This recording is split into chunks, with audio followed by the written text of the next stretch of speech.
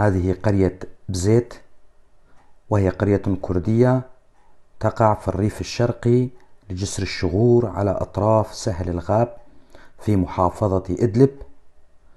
يبلغ عدد سكانها حوالي كلهم كرد، يشتغلون بالزراعة وتربية الحيوانات.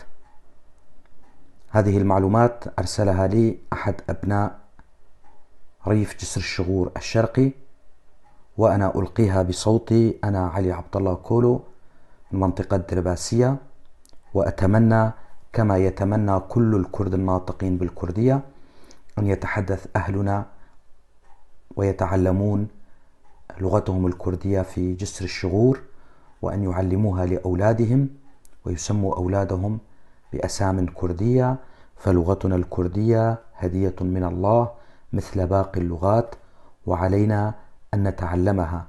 دمتم أهلنا في جسر الشغور.